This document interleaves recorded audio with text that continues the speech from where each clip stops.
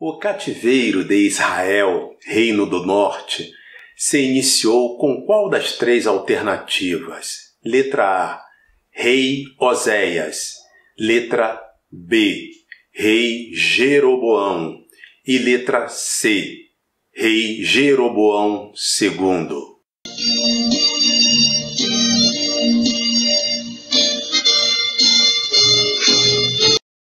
Lição 10. O cativeiro de Israel, Reino do Norte. Esta lição tem o texto áureo que segue. Vinde e tornemos para o Senhor, porque Ele despedaçou e nos sarará. Fez a ferida e a ligará. Oséias capítulo 6, versículo 1. Verdade prática. Deus sempre adverte seu povo sobre os perigos da idolatria e suas terríveis consequências. Eu sou o pastor Israel Silva, sou pastor, sou teólogo, sou economista e, sobretudo, sou servo do Deus Altíssimo. Mais uma vez, vamos ser rápido, mas é muito importante que você dê o like, curta, comente, compartilhe, se inscreva no canal e verifica também se você permanece inscrito, porque precisa estar na cor cinza. Se estiver vermelho, você não está inscrito.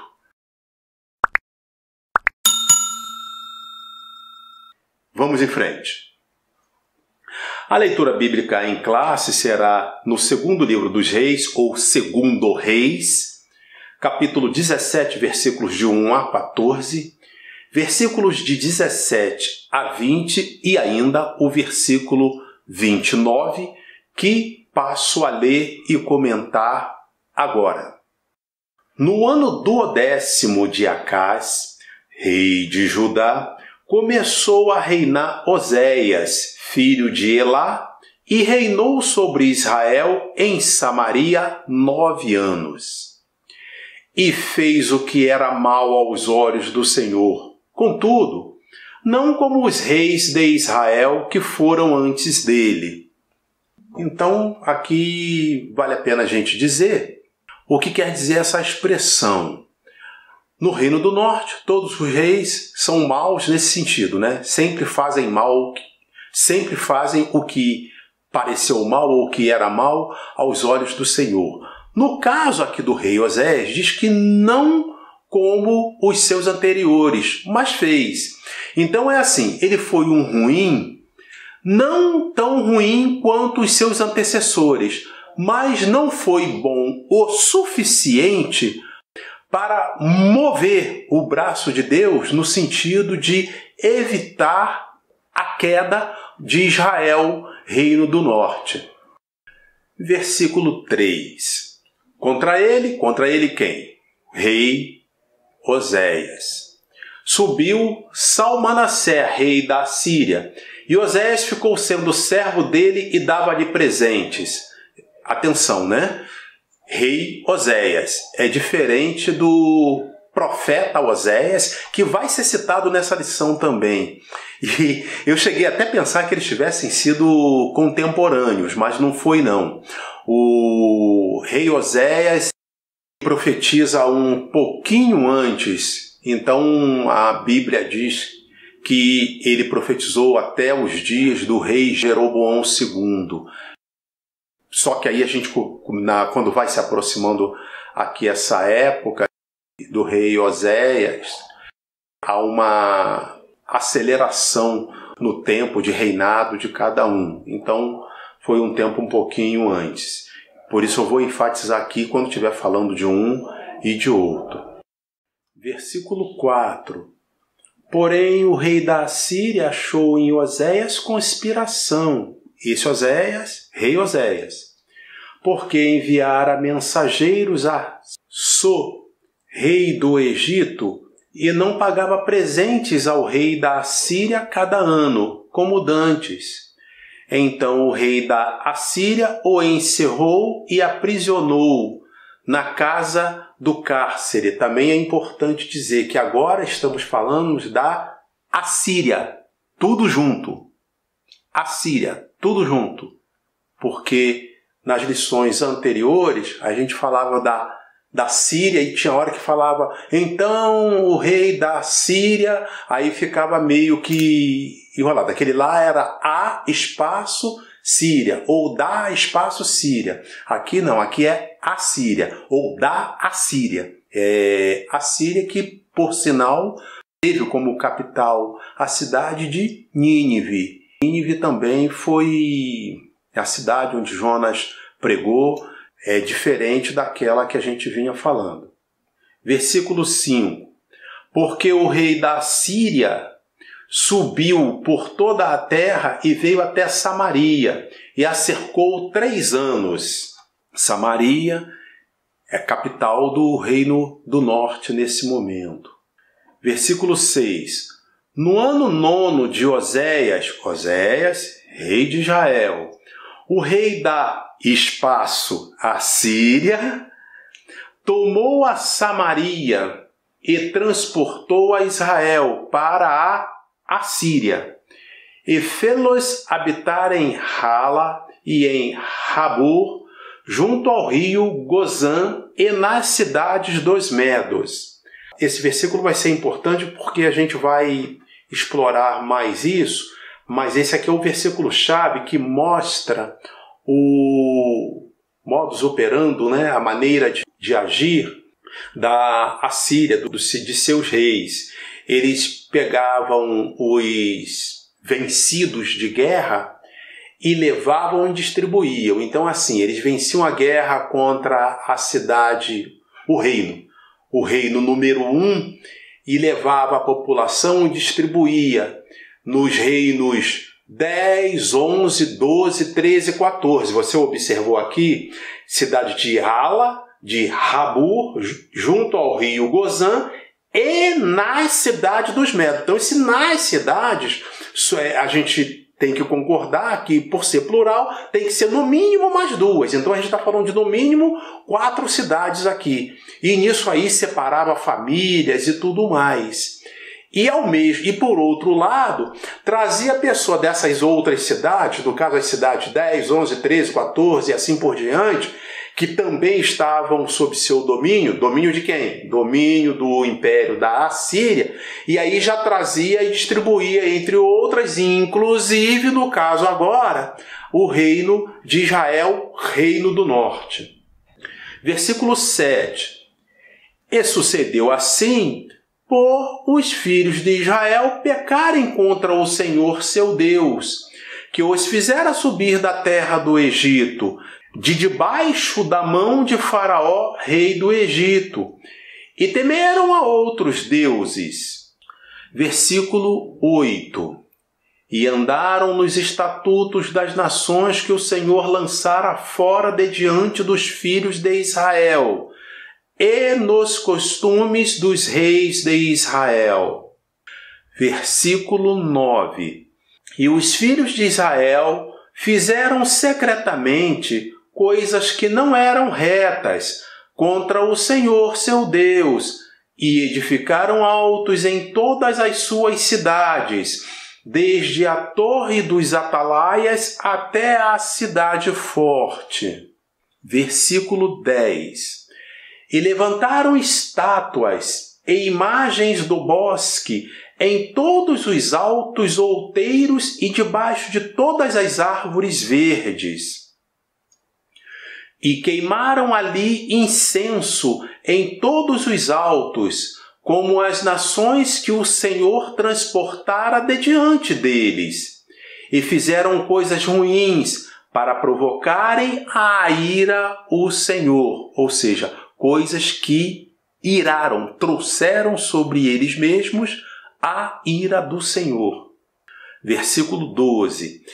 E serviram os ídolos, dos quais o Senhor lhes dissera, não fareis estas coisas. Versículo 13. E o Senhor protestou a Israel e a Judá pelo ministério de todos os profetas e de todos os videntes, dizendo, convertei-vos de vossos maus caminhos e guardai os meus mandamentos e os meus estatutos, conforme toda a lei que ordenei a vossos pais e que eu vos enviei pelo ministério de meus servos, os profetas.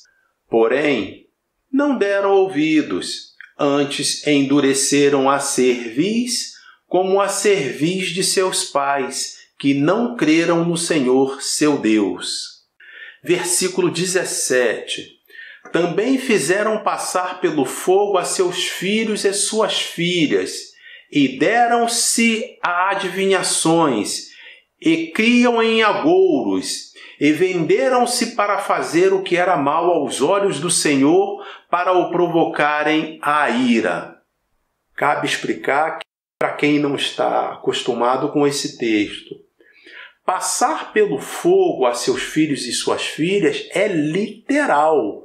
Isso aí é um culto a Moloque. Moloque é de onde deriva o nome que hoje chamamos de Moleque. Há inclusive pais que falam isso para os filhos.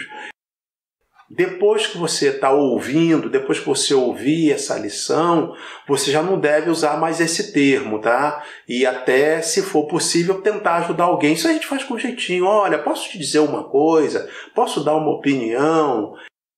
Sabe a origem desse nome? Moleque é a mesma de Moloque. E quem é Moloque? Pois é, isso que nós vamos explicar agora. Eles faziam um aro de ferro e aqueciam aquele ferro, ficava em ferro em brasa e botavam fogo na parte inferior e pegavam crianças, geralmente recém-nascidas, e lançavam as crianças ali naquele fogo. A criança viva.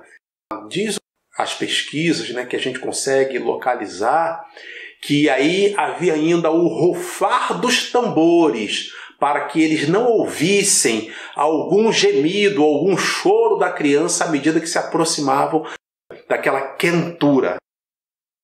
Isso era passar o filho pelo fogo. Deus abominou isso desde que o povo de Israel se aproximou da terra prometida nos dias de Josué. Deus advertiu que o povo de Israel jamais fizesse isso e jamais tolerasse que se fizesse isso dentre os domínios de Israel. Mas não só toleraram, como quando chega nesse ponto aqui, no caso precisamente do Reino do Norte, né, a partir do reino dividido, eles fizeram isso inclusive dentro do povo de Israel. Aliás, eu ia dizer antes desse versículo 17, que se tirasse as crianças da sala nesse momento. Então, quando a gente lê o versículo 14, já é para dizer isso, porque do 14 a gente vai para o 17. É para tirar as crianças da sala para não escutarem essa explicação. Versículo 18. Pelo que o Senhor muito se indignou contra Israel e os tirou de diante da sua face, nada mais ficou, senão a tribo de Judá. Nesse momento, do versículo 18, começa a aparecer o conceito e vai começar a aparecer essa expressão de Israel de Deus. Ou seja, no momento que Israel, Reino do Norte, né, que assim era chamado, de Israel, Reino do Sul, Judá. No momento que o Reino do Norte foi levado, que o que acontece aqui nesse versículo 18, passa a aliança de Deus com o homem, o povo de Deus, com o qual Deus ainda conta, é o Reino do Sul, o Reino de Judá. E esse reino passa a se chamar de Israel de Deus. Essa expressão ela vai continuar, nós vamos ter ainda 3 lições, espero conseguir fazer as outras 3, até que Judá também será levado cativo. Eu não quero ficar dando spoiler, né? Não quero ficar adiantando.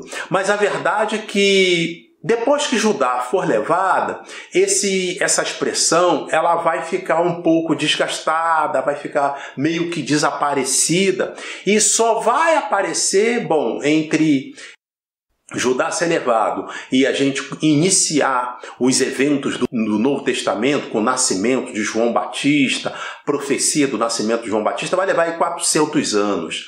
E aí só a partir do início do Novo Testamento, mais precisamente nas epístolas, é que vai voltar essa expressão Israel de Deus. Só que agora, Israel de Deus é o nome que se dá à Igreja do Senhor e Salvador Jesus Cristo.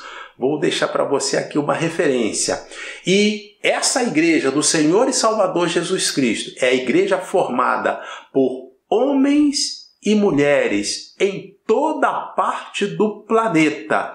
Homens e mulheres lavados e remidos no sangue do Senhor e Salvador Jesus Cristo. Diga amém por aí.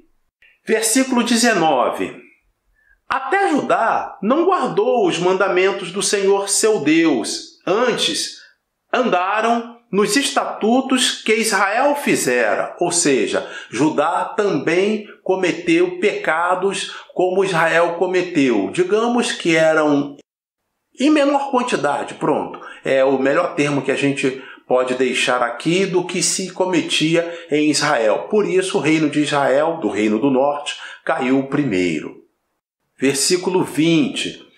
Pelo que o Senhor rejeitou a toda a semente de Israel e os oprimiu e os deu nas mãos dos despojadores, até que os tirou de diante da sua presença. E aí saltamos e vamos ao versículo 29. Versículo 29. Porém, cada nação fez os seus deuses e os puseram nas casas dos altos que os samaritanos fizeram, cada nação nas suas cidades nas quais habitavam. Samaritanos é o pátrio, de Samaria, que é a capital do reino do norte, Israel, que a gente está estudando aqui, que nesse momento está caindo nas mãos da espaço Assíria. O objetivo geral da lição é compreender que nossas transgressões nos afastam de Deus. O cativeiro de Israel ocorreu durante o reinado do rei Oséias. Nessa época, a Assíria começava a crescer e a se tornar um grandioso império, controlando várias nações, inclusive Israel. Durante os últimos 30 anos de Israel, o país foi acometido de muitas tragédias, injustiças e assassinatos, em razão de desprezarem e desobedecerem aos mandamentos de Deus. A nação israelita entrou em decadência política, social, econômica e religiosa. Esta lição será ministrada em 3 capítulos, sendo capítulo 1, Samaria é cercada pelo rei da Assíria. Capítulo 2, os pecados do povo e sua queda. E capítulo 3, os estrangeiros ocupam Samaria. Então, vamos rapidamente ao capítulo 1. Samaria é cercada pelo rei da Assíria. A nação de Israel experimentou prosperidade econômica e reconquistas de territórios perdidos para a Síria, que, durante algum tempo, dominava a Palestina. Mas, infelizmente, conforme nos adverte os profetas Amós e Oséias, esses resultados foram alcançados por meio de corrupção, injustiça social, hipocrisia religiosa e sincretismo. Quando fala sincretismo, é o sincretismo religioso. Na história do Brasil, nós temos bastante isso, Porque no momento que começa a chegar no Brasil os africanos, geralmente trazidos para cá, vendidos como escravos, capturados lá, vendidos como escravos no Brasil, no momento que eles chegam, parte deles trazem sua cultura religiosa, de ter ali determinados ídolos que eles cultuavam. E aí, em determinado momento, há uma proibição da religião que predominava aqui no Brasil, era a católica que predominava, posto que a religião evangélica protestante ela chega muito depois, e até a própria Assembleia só chega aqui ao Brasil em 1910, já no século XX. Mas então houve proibição, e aquelas pessoas africanas, quando queriam então cultuar aos seus deuses, aí colocavam um outro nome. O que era lá um santo, lá, o que hoje é praticado, estudado aí no espiritismo, ele dava o nome de um santo católico, dentre esses que até hoje ainda existe. E aí, com isso, esse tipo de situação é que chamamos de sincretismo. No caso aqui, está se falando do sincretismo religioso, que era buscar um ídolo e dizer que estava buscando a Deus também, como faziam os pagãos daquela época. Tudo frontalmente contrário aos ensinos que o nosso Deus vinha ensinando ao povo desde os dias de Moisés. Isso é um pecado, era e é um pecado frontal contra Deus. Os períodos de prosperidade não fizeram o povo retornar a Deus para adorá-lo, conforme a lei. O rei da Assíria, Salmaneser, descobriu que Oséias, seu vassalo, esse Oséias é rei Oséias de novo, e vassalo significa pagador de tributos. Seu vassalo o traíra ao buscar apoio do Egito e interromper o pagamento dos tributos ao seu reino. Enfurecido, o soberano mandou prender Oséias, marchou com seus exércitos contra Samaria e a sitiou por 3 anos. A partir daí, Israel não teria mais chances de negociação, só lhe restaria a guerra e a consequente deportação. Nesse mesmo livro, segundo o livro dos Reis, fala desse sítio aqui. Esse sítio é sitiar a cidade, é um cerco de 3 anos. E isso já havia acontecido uma vez. No mesmo segundo livro dos Reis, capítulo 6, versículos 24 a 30, eu inclusive vou ler aqui. Já houve esse cerco, e daquela vez a gente consegue ter mais detalhes do que aconteceu. Mas você imagina o que é uma cidade sitiada por 3 anos. É algo muito duro de se entender, que era a tática de guerra da época, né? Hoje, a tática de guerra é fazer um bombardeio pesado, o mais pesado possível, para que o povo que for vencido, ele se renda rápido, porque uma guerra de muito tempo ela fica muito cara.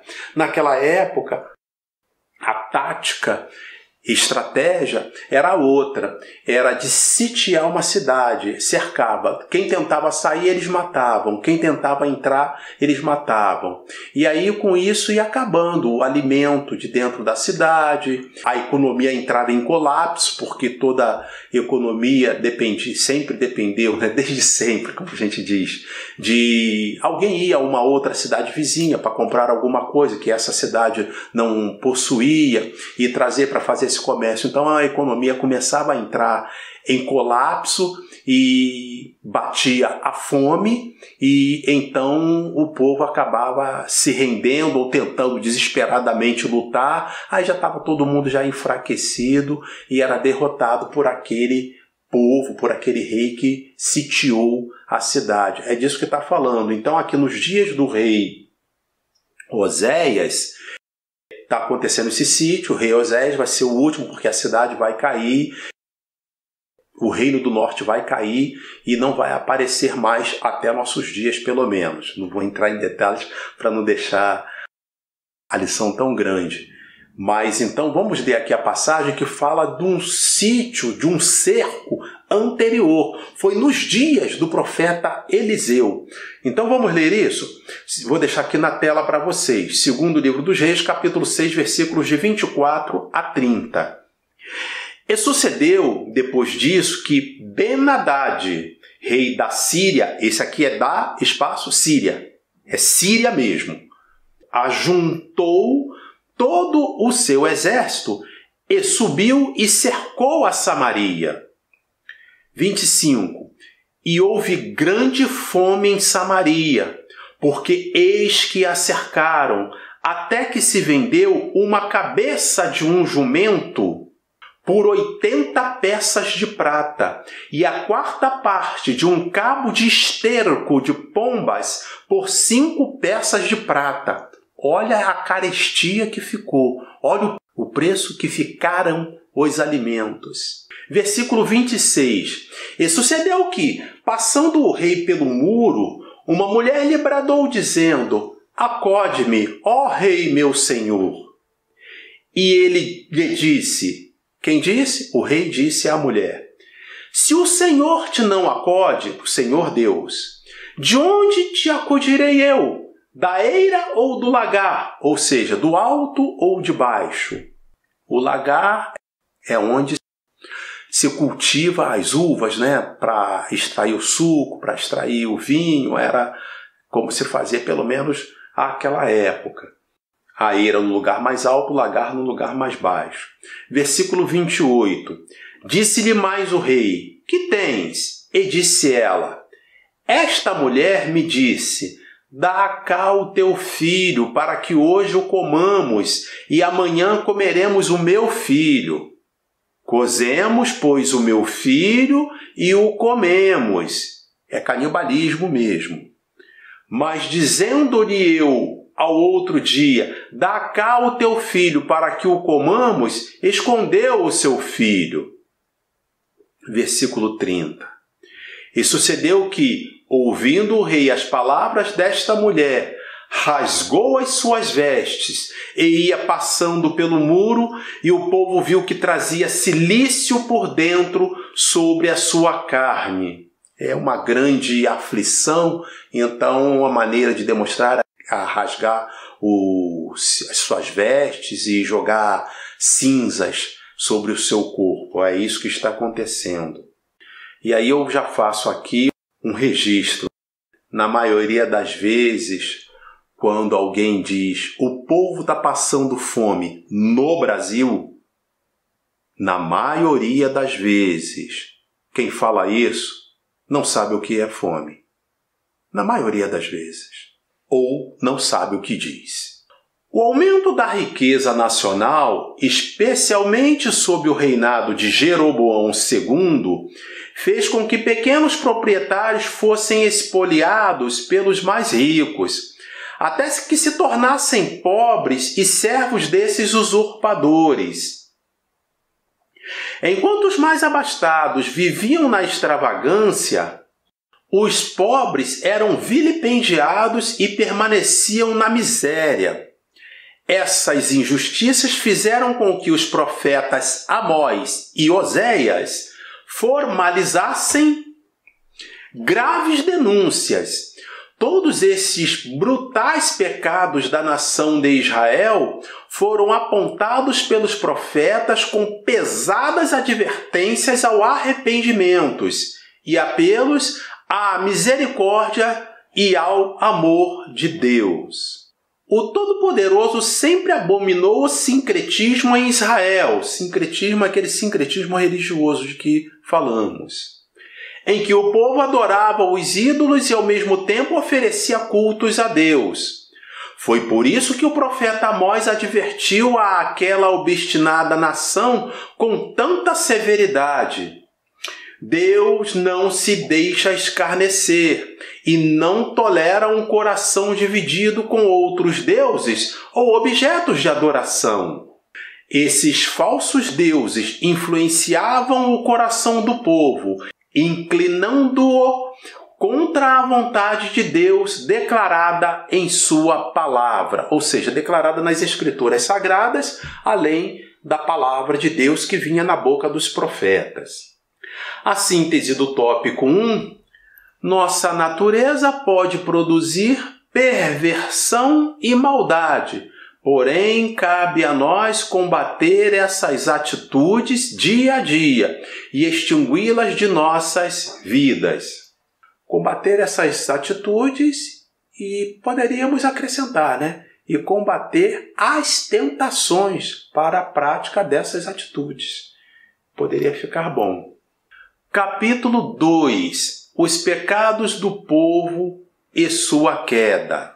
Desde que o reino de Israel foi dividido, o norte se inclinou mais intensamente à idolatria que o sul. Provavelmente, esta foi a razão de Israel ter sido levado para o cativeiro algumas dezenas de anos antes de Judá. O reino do norte foi levado cativo bastante tempo antes de Judá. A diferença aí é próximo de 200 anos.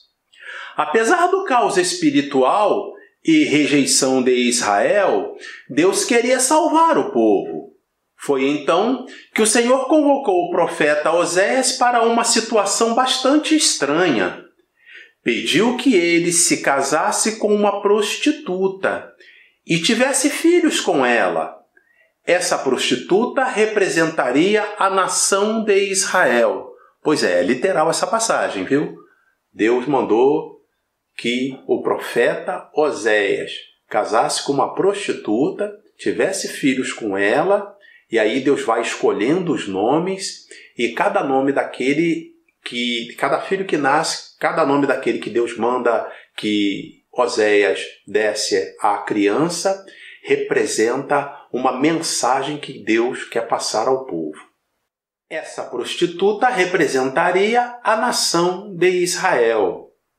Oséias cumpriu a ordem do Senhor e se casou com Gomer e teve 3 filhos.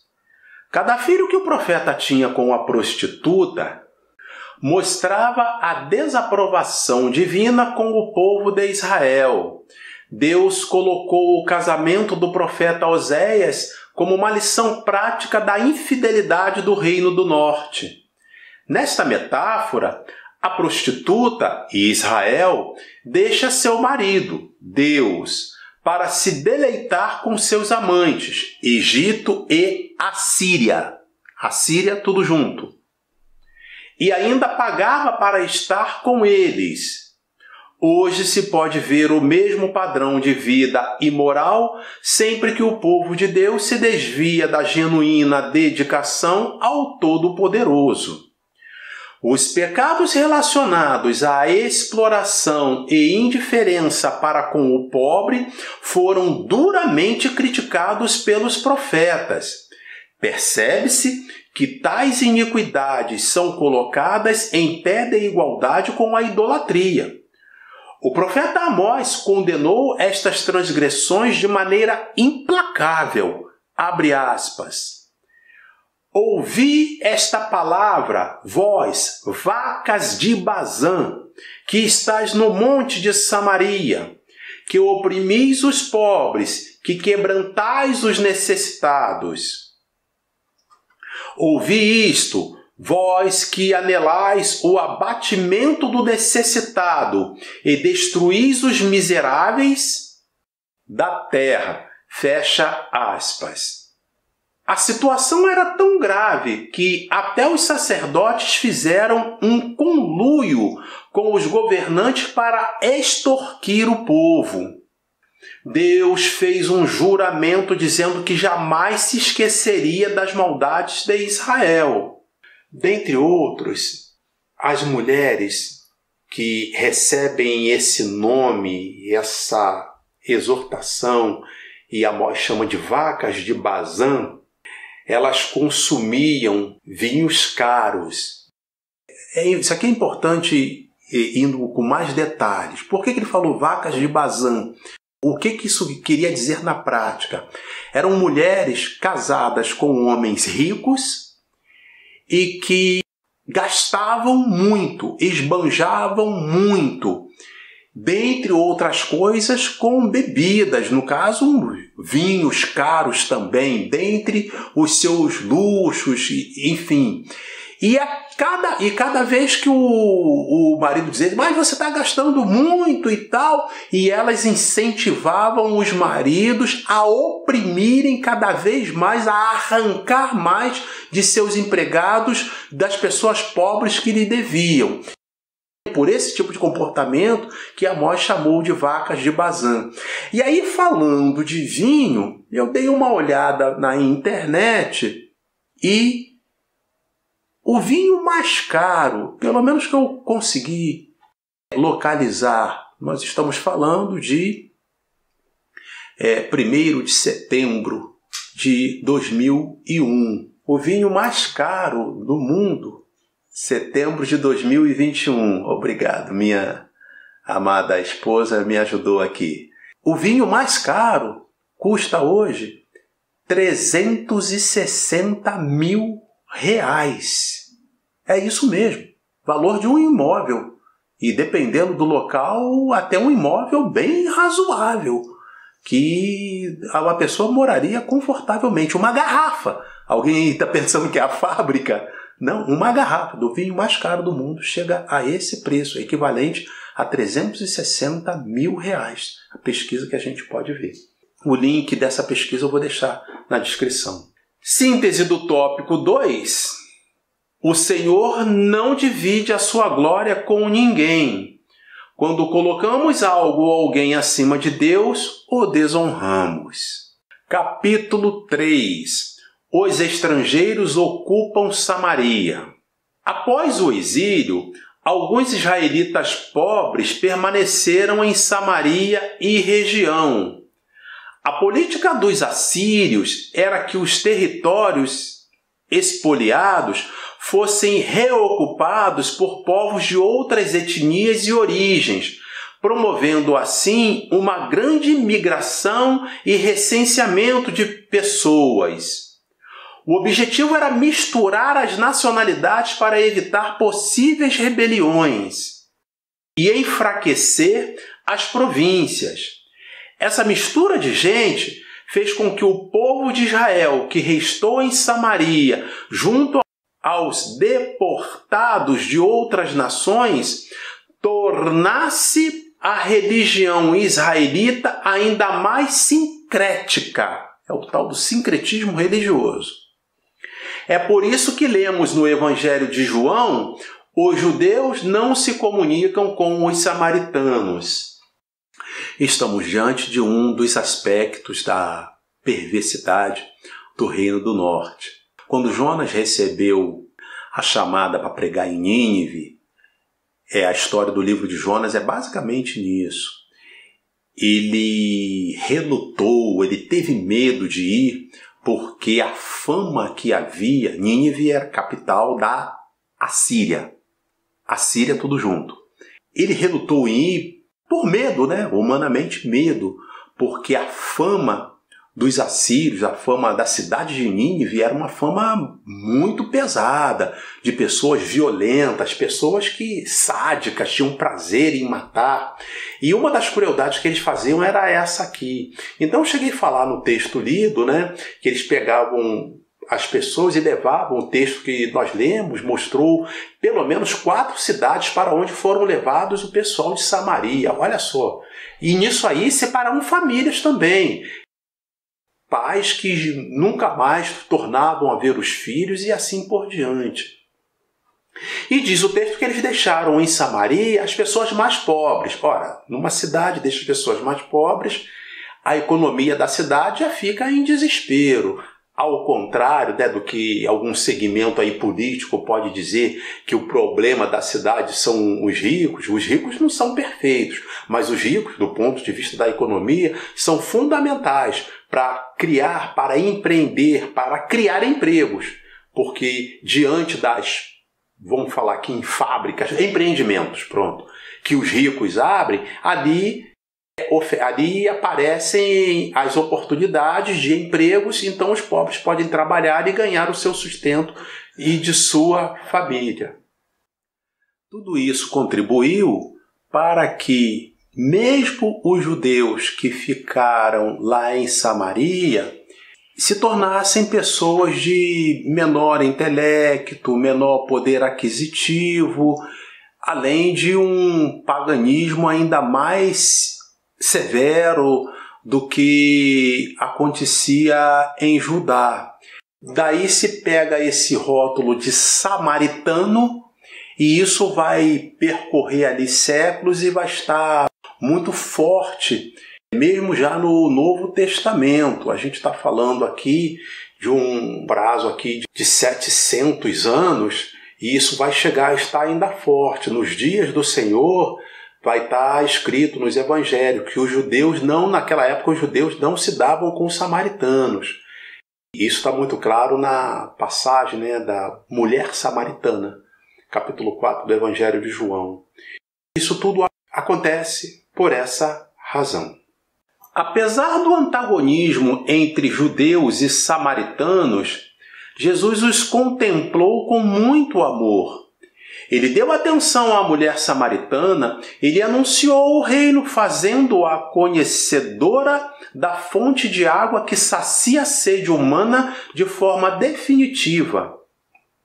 E em razão da dúvida daquela mulher sobre o legítimo lugar de adoração a Deus, Jesus foi enfático em dizer que o lugar não é físico ou geográfico, e sim espiritual, o coração do homem. Na parábola do bom samaritano, Jesus contrasta a religiosidade excessiva dos líderes religiosos judeus com a natural espiritualidade de um samaritano. Foi aquele homem considerado indigno que mostrou compaixão para com o ferido à beira do caminho. Abre aspas. Mas um samaritano que ia de viagem chegou ao pé dele. Para quem não conhece a história, o samaritano chegou ao pé do homem que estava caído, moribundo, semi-morto, porque havia sido assaltado e havia apanhado bastante. E vendo-o, moveu-se de íntima compaixão. Fecha aspas. O mestre, Jesus, quebrou paradigmas de religiosidade e espiritualidade ao se relacionar de forma amável e acolhedora com os samaritanos. Síntese do tópico 3. A mistura entre os povos, suas culturas e religiões podem enfraquecer a fé e a doutrina. Aqui eu propunha, como síntese desse capítulo 3, a expressão, que precisa até ficar entre aspas, Deus não faz acepção de pessoas. É o texto de Atos, capítulo 10, versículo 34, parte B. Se eu fosse ministrar numa classe, eu deixaria pelo menos essa opção escrita no quadro, que eu acho que sintetiza bem melhor o que se fala nesse capítulo 3. Concluindo, assim está escrito na lição. Não faltou advertências para que Israel abandonasse a idolatria e fosse poupado do cativeiro. No meu entendimento, e que eu pesquisei, o correto de dizer é: não faltaram advertências para que Israel abandonasse a idolatria e fosse poupado do cativeiro. É uma questão de concordância verbal. Vai que tem alguém assistindo a lição e que vai prestar prova. Esse verbo faltar, ele assume diversas modalidades. Aí depois, se você quiser uma explicação, uma ajuda, uma referência melhor, aí você escreve aí nos comentários aí que a gente se fala. Eu fui abençoado no concurso que eu fiz para a Escola de Oficiais da Marinha Mercante, para a EFON, lá em 1972. Século passado, né? Mas eu fui abençoado. Tinha uma questão de português. Eu não acertaria jamais aquela questão. Ela ajudou a ampliar, né, a minha nota, já que eu tirei uma boa nota de português. Mas eu não acertaria aquela questão se eu não me lembrasse do hino. A questão era algo bem parecido assim. sinônimo de alcatiz. Eu, na minha adolescência, aquela época ali, com 15, 16 anos, eu não acertaria jamais aquilo ali. Aí tinha entre as alternativas, rochas escarpadas. Aí eu fui, enchei e marquei. Mas por que eu consegui acertar? Porque nós cantávamos no coral. No fragoso alcatil, nas escarpas das serras, no ressoa ao Senhor. E aí eu fui e acertei. Então eu estou falando esse detalhe aqui de essa concordância do verbo faltar, que precisa ver qual é o sentido dele. Existe uma pessoa que faltou a aula, existe a pessoa que faltou porque faleceu, mas existe esse caso, como está aqui, faltou $1 para a passagem, e assim, aí já muda o sentido, depois você pode colocar, se você quiser, uma referência melhor. Todavia nada surtiu efeito. Cada vez mais a nação afundava em seus pecados. A maneira drástica, porém misericordiosa e amorosa de Deus retornar seu povo ao aconchego do seu amor foi, infelizmente, conduzi-lo ao cativeiro e à dispersão. Que Deus nos ajude a atentarmos mais para a sua palavra, a fim de não colhermos os amargos frutos da desobediência. Vamos então falar da pergunta de abertura. O cativeiro de Israel se inicia no reinado de Oséias, letra A. No reinado do rei Jeroboão, letra B. Ou letra C, no reinado do rei Jeroboão II. Quem colocasse letra A, o rei Oséias, tem seu sentido de estar certo, porque, dependendo do ponto de vista, quando as pessoas foram levadas cativo, o rei era Oséias. Mas note que eu falei no início, o cativeiro do reino de Israel se iniciou. Ora, aí a resposta que eu queria ver seria a resposta da letra B, rei Jeroboão. Por quê? Considerando que o cativeiro foi consequência espiritual de o povo ter se afastado do Senhor Deus, ter se afastado do Deus que tirou eles do Egito, em primeiro livro dos Reis, no capítulo 12, versículos de 26 a 28, eu preciso ler esses 3 versículos aqui para você ver onde isso tudo se inicia. Versículo 26, eu vou deixando aqui na tela para você. E disse Jeroboão no seu coração, agora tornará o reino à casa de Davi. Se este povo subir para fazer sacrifícios na casa do Senhor em Jerusalém, a casa do Senhor era o templo que havia sido construído por Salomão. O coração deste povo se tornará seu senhor, a Roboão, rei de Judá, e me matarão e tornarão a Roboão, rei de Judá. Versículo 28. Pelo que o rei tomou conselho e fez 2 bezerros de ouro e lhes disse, muito trabalho vos será o subir a Jerusalém. Vês aqui teus deuses, ó Israel, que te fizeram subir da terra do Egito. Isso é o mesmo que esbofetear Deus. Se fosse possível um homem fazer isso, seria o mesmo. Fez 2 bezerros de ouro Jeroboão. Ele foi o primeiro rei do reino do norte. Também por isso, o reino do norte acabou tendo sempre reis ruins, ou seja, reis que faziam o que era mal aos olhos do Senhor. E esse fazia mal era principalmente a idolatria. Só que a idolatria trazia outros pecados, como nós até lemos na leitura bíblica. Então, por isso, a melhor seria a resposta à letra B. O pecado de Jeroboão levou o povo a iniciar a série cometida pelo povo do Reino do Norte. A série de pecados cometidos começa com Roboão, primeiro rei. Depois, as outras alternativas era Jeroboão II, né? Que, por óbvio, o segundo vem depois do primeiro. E o rei Oséias já foi no final mesmo. Então, era isso que eu gostaria de chamar a sua atenção desde o início da lição. Curta, compartilhe, comente, inscreva-se no canal, veja se você está inscrito, porque precisa estar em cinza e não em vermelho, se essa for a sua vontade. E Deus abençoe você e sua casa, em nome de Jesus. Amém.